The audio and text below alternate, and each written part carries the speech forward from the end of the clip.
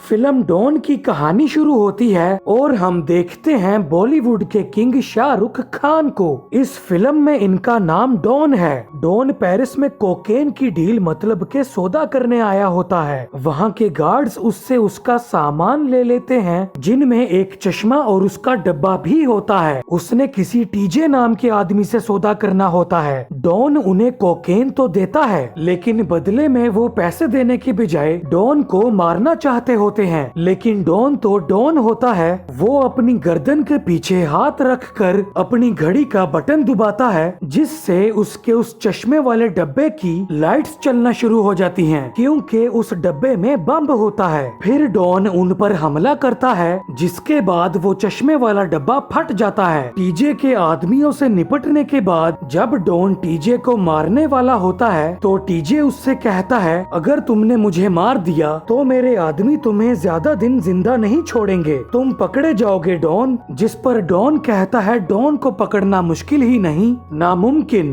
दोस्तों, वीडियो को लाइक जरूर करना और हमारे चैनल को सब्सक्राइब करके बेल आइकन जरूर दबाना, ताकि जब भी हमारी नई वीडियो आए तो आपको उसके बारे में पता चल जाए। अब कहानी आ जाती है मलेशिया के एक शहर कुआलालंपुर में, जहाँ मलेशिया के और इंडिया के ऑफिसर्स की मीटिंग होती है। ऑफिसर डिसिल्वा एक आदमी के बारे में बताता है, जिसका नाम होता है बोरिस। इसने अफगानिस्तान, पाकिस्तान और इंडिया से बड़ी तादाद में ड्रग्स खरीदकर यूरोप में बांटने का कारोबार शुरू किया था। इस कारोबार में बोरिस के दो हाथ होते हैं, वर्धान और सिंघानिया। जब बोरिस अपने कारोबार की जिम्मेदारी वर्धान को देने वाला था, तो सिंघानिया ने बोरिस को मार दिया। इस हादसे के बाद वर्धान का कुछ पता नहीं चल सका था और ड्रग्स का कारोबार सिंघानिया के पास आ गया। और अब बात होती है डॉन की, और ये सिंघानिया का कारोबार संभाल रहा होता है। डिसिल्वा कहता है कि एक बात जाहिर है कि इन सबसे ज्यादा खतरनाक और चालाक मुजरिम ये आदमी है, और पुलिस को ये खबर होती है कि इस गैंग ने अपना अड्डा कुआलालंपुर में बनाया हुआ है, और ये खबर सही होती है। कहानी डॉन के पास आ जाती है और वो गोल्फ खेल रहा होता है। डॉन के साथी उसके पास आते हैं और वो अपने एक आदमी के मुंह पर शॉट मारता है, जिस पर वो नीचे गिर जाता है। वो कहता है कि मुझे उसके जूते नहीं अच्छे लगे, और चेक करने पर उन्हें उसके जूते में से एक मशीन मिलती है। पुलिस को अब उस आदमी की लाश मिलती है, और वो आदमी पुलिस वालों का खबरी था। वहीं पे डिसिल्वा को एक और आदमी मिलता है, जिसका नाम होता है विशाल मलिक, और ये इंटरपोल मतलब के पूरी दुनिया की पुलिस के ऑफिसर होते हैं, और ये भी अब इसी केस में होते हैं। अब कहानी में एंट्री होती है प्रियंका चोपड़ा की। इस फिल्म में इनका नाम रोमा है। इसका एक भाई होता है रमेश, जो कि डॉन के गैंग में होता है। रमेश की एक मंगेतर होती है कामिनी, और रमेश और कामिनी का सब कुछ छोड़कर भागने का प्लान होता है, लेकिन डॉन को इस बारे में खबर मिल जाती है। रात को रमेश एयरपोर्ट के लिए जा ही रहा होता है कि उसके पीछे डॉन खड़ा होता है। रमेश घबरा जाता है। डॉन पहले तो उसे ये एहसास दिलाता है कि सब ठीक है, लेकिन फिर वो हाथ मिलाने के बहाने उसे छोटे इंजेक्शन के जरिए जहर दे देता है, और उससे कहता है कि लोग डॉन को नहीं दुनिया को छोड़ते हैं, और रमेश मर जाता है। अब कामिनी को रमेश की मौत का बदला लेना होता है, और वो जाती है डीसीपी डिसिल्वा के पास। कहानी आ जाती है अब एक नाइट क्लब में। कामिनी वहाँ डांस कर रही होती है, और वो सामने बैठे डॉन की नजरों को भा जाती है, जिसके बाद डॉन और कामिनी एक अपार्टमेंट में अकेले होते हैं। वहाँ डॉन को किसी का कॉल आता है, और ये मौका देखकर कामिनी डीसीपी डिसिल्वा को कॉल कर देती है। डिसिल्वा डॉन को पकड़ने के लिए निकल पड़ता है, और वहीं दूसरी तरफ कामिनी डॉन के लिए डांस करती है। कुछ ही देर बाद डॉन को पता चलता है कि पुलिस वहाँ आ चुकी है, और कामिनी उसे बताती है कि रमेश मेरा मंगेतर था, और ये भी के पिस्तौल खाली है। जिस पर डॉन कहता है कि तुम जानती हो, मैं जानता हूँ, लेकिन पुलिस नहीं जानती कि ये पिस्तौल खाली है। डॉन कपड़े से कामिनी का मुंह बंद करके वही खाली पिस्तौल उसके सर पर लगाकर उसे बाहर ले आता है, और ये देखकर पुलिस वाले डॉन के कहने पर अपने अपनी पिस्तौलें नीचे रख देते हैं और फिर डॉन कामिनी के साथ लिफ्ट में चला जाता है। लिफ्ट में जब डॉन पिस्तौल का घोड़ा दबाता है तो डिसिल्वा को पता चल जाता है और नीचे पहुंचने पर वो देखता है कि डॉन वहां नहीं है और उसके सामने कामिनी की लाश पड़ी होती है। अब रमेश और कामिनी दोनों मर चुके थे और रोमा अब डॉन से अपने भाई और उसकी मंगेतर का बदला लेना चाहती होती है। एक दिन वो डॉन के साथी नारंग की गाड़ी में घुसकर उस पर पिस्तौल तान देती है कि तभी वहाँ 2 पुलिस वाले आ जाते हैं और रोमा उन पुलिस वालों को वहीं पे गोली मार देती है। इस पे नारंग इम्प्रेस होता है और वो रोमा को डॉन के पास ले जाता है। वो उसे पुलिस वालों को गोली मारने के बारे में बताता है और कहता है हमारे काम आ सकती है।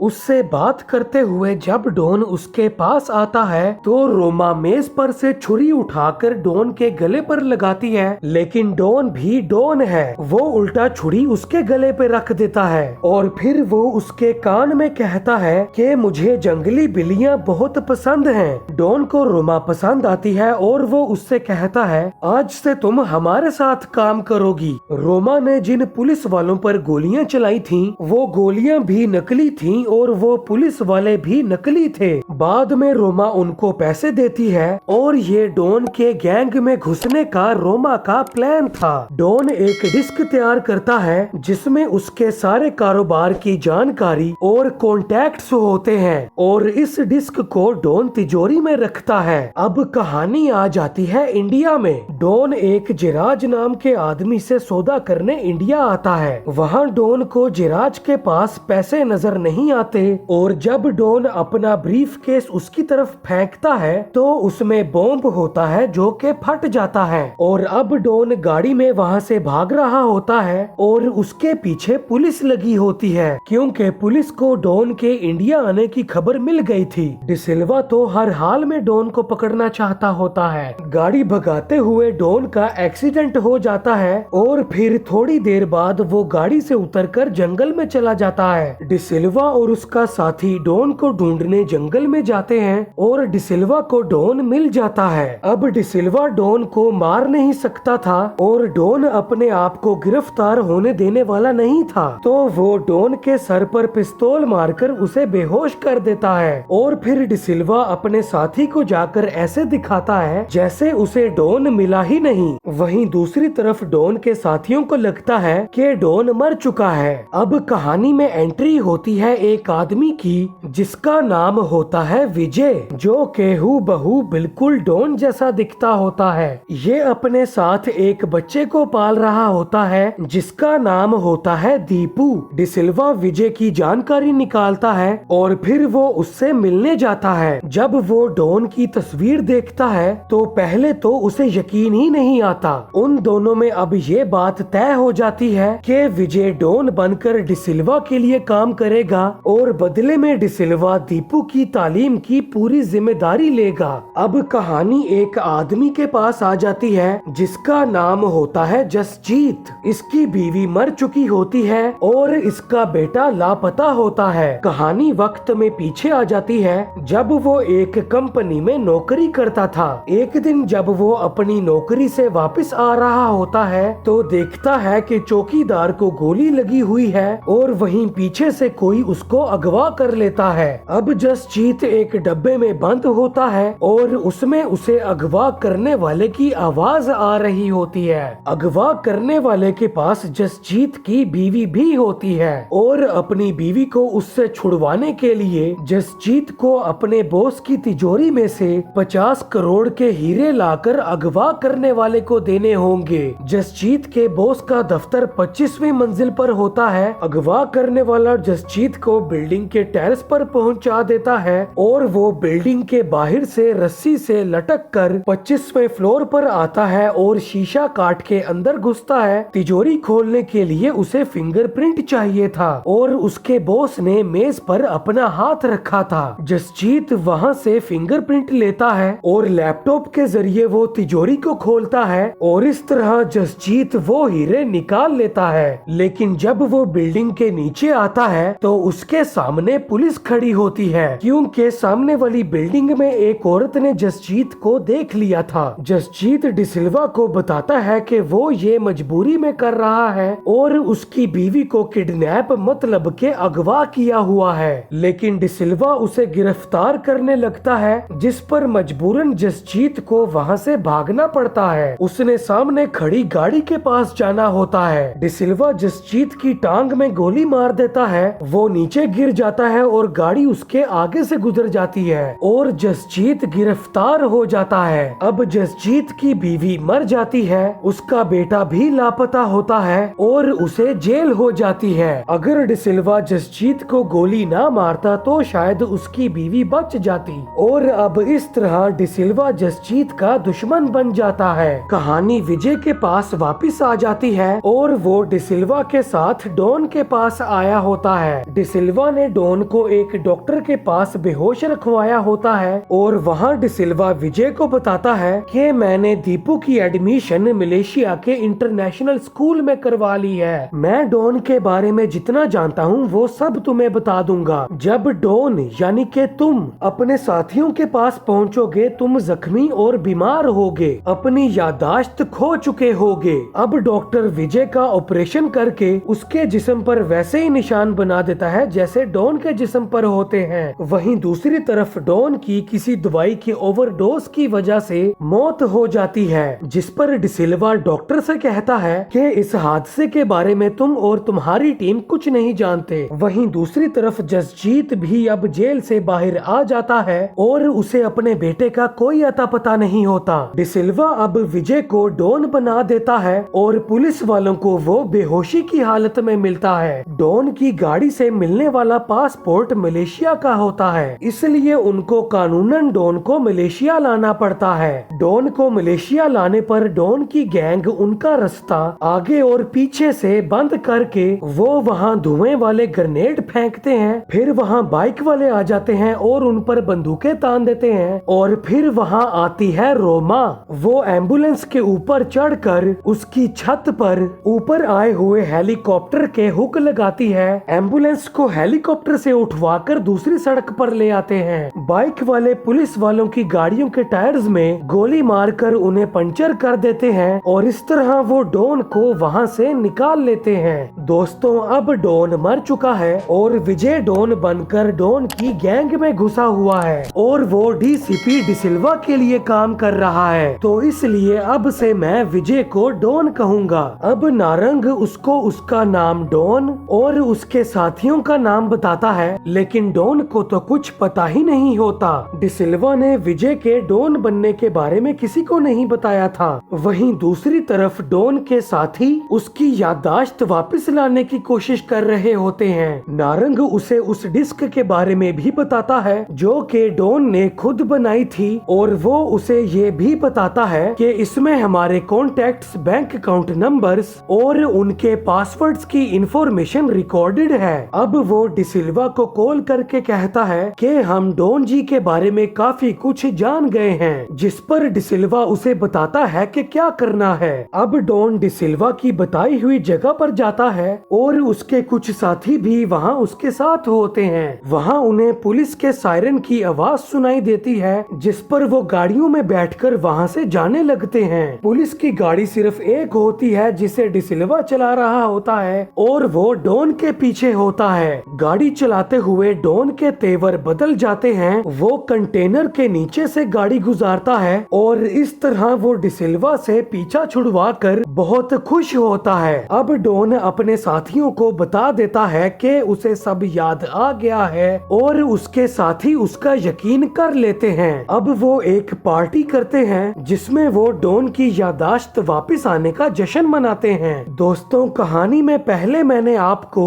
वरदान के बारे में बताया था, जो कि बोरिस की मौत के बाद से लापता था और किसी को उसके बारे में नहीं पता था। असल में डिसिल्वा ही वरदान होता है। डॉन और रोमा अब ड्रग्स की डील करने जाते हैं। डील हो जाने के बाद रोमा डॉन के सर पर पिस्तौल रख देती है और अब डॉन को पता चलता है कि रमेश रोमा का भाई था। डॉन अपने सर से पिस्तौल हटाता है और फिर वो दोनों लड़ने लगते हैं। वो दोनों लड़ ही रहे होते हैं कि डिसिल्वा वहाँ आकर रोमा को बताता है कि ये डॉन नहीं है। डिसिल्वा अब रोमा को सब बता बता देता है और अब वो भी विजय के बारे में जान जाती है। डॉन यानी कि विजय डिसिल्वा को डिस्क दे देता है। डिस्क मिल जाने के बाद वो उन दोनों को मारते मारते रुक जाता है क्योंकि डॉन उसे बताता है कि सिंघानिया यहाँ आ रहा है। इसके बाद विजय रोमा के साथ दीपू से मिलने उसके स्कूल जाता है। रोमा को अब अपने किए पर अफसोस होता है क्योंकि उसने विजय को मारने की कोशिश की थी। जसजीत भी अब कुआलालंपुर आ जाता है और वो वहाँ अपने एक दोस्त के पास जाता है और उससे डीसीपी डिसिल्वा का पता मांगता है। डिसिल्वा कहीं पे जाने वाला होता है कि जसजीत उसके अपार्टमेंट में आकर उसे बेहोश कर देता है और जब उसे होश आता है तो वो उसके सामने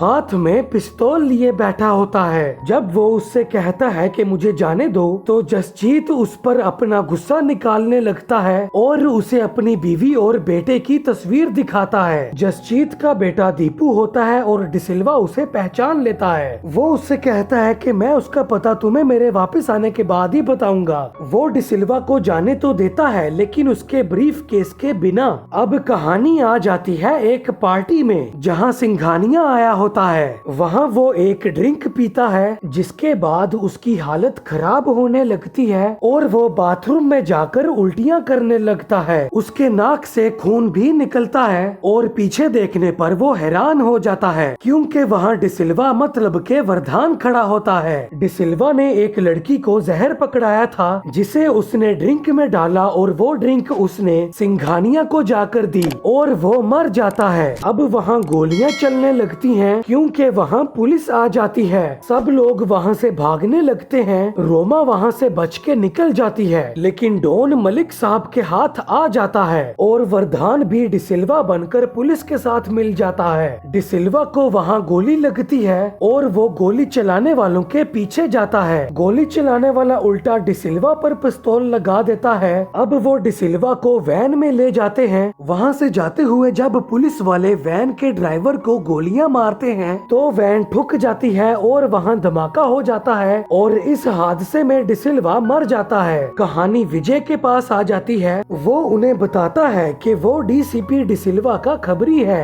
लेकिन वो उसका यकीन नहीं करते। मलिक साहब जब डॉन के साथियों को बुलाते हैं तो नारंग भी कह देता है कि ये आदमी डॉन है। डिसिल्वा के अपार्टमेंट में उनको वो डिस्क भी नहीं मिलती और पता चलता है कि वो डॉक्टर जिसने विजय को डॉन जैसा बनाने के लिए विजय का ऑपरेशन किया था वो भी मर चुका है और इन वजहों से विजय अपनी बेगुनाही साबित नहीं कर पाता। लेकिन इस सब से नारंग ये जान जाता है कि वो डॉन नहीं विजय है। अब वो डॉन और उसके साथियों को जेल के लिए ले जा रहे होते हैं और अब विजय समझ जाता है कि उसे कुछ करना चाहिए। जहाज में उसके साथियों में से एक गोरा आदमी भी होता है जिसे विजय छेड़ता है और फिर वो गार्ड्स को बाथरूम का इशारा करता है। वो गोरे आदमी को दोबारा से छेड़ता है और गार्ड्स के पास गेट के दूसरी तरफ जाने पर उनकी बंदूक छीनकर उन्हीं पर तान देता है और उनको दूसरी तरफ भेजकर जब वो गेट बंद कर ही रहा होता है कि वो गोरा आदमी वहां आ जाता है। अब वो दोनों आपस में लड़ते हैं और बंदूक गोरे के हाथ में आ जाती है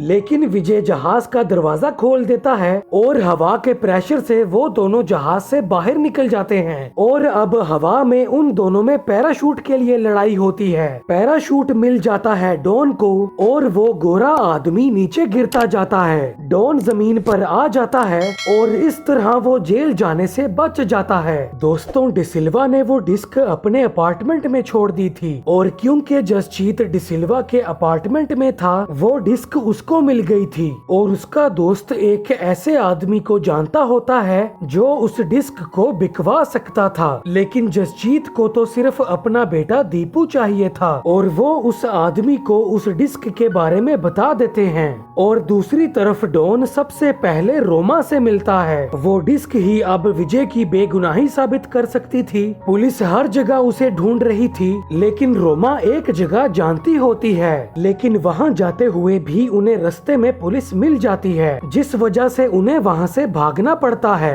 पुलिस वालों को चकमा देकर वो एक ऐसी जगह चले जाते हैं जहाँ पर हिंदुस्तानी लोग नाच गाना कर रहे होते हैं। जब वो उनमें शामिल होने की कोशिश करते हैं तो एक आदमी उनसे सवाल करता है जिस पर विजय कहता है कुछ देर सर छुपाने के लिए जगह चाहिए और चक्कर दिल का है। दिल का चक्कर सुनकर वो उन्हें वहाँ बिठा लेते हैं और वो विजय को भांग पिलाते हैं। विजय अब नशे में आ जाता है और फिर वो वहाँ पान बनारस वाला गाना गाता है। रोमा डिस्क की खरीदार बनकर उस आदमी के पास जाती है और उसकी जसजीत के दोस्त से बात भी होती है। लेकिन दूसरी तरफ जसजीत को उस आदमी का कॉल आता है जिसके पास उसका बेटा दीपू होता है। वो जसजीत को एक बिल्डिंग में बुलाता है और वहाँ वो डिसिल्वा मतलब के वर्धान से मिलता है। दोस्तों, वर्धान को जो आदमी वैन में लेके गया था वो वर्धान का ही आदमी था। उसने पहले वैन का नीचे वाला हिस्सा खुलवाया और फिर गटर के रास्ते से वहाँ से निकल गया।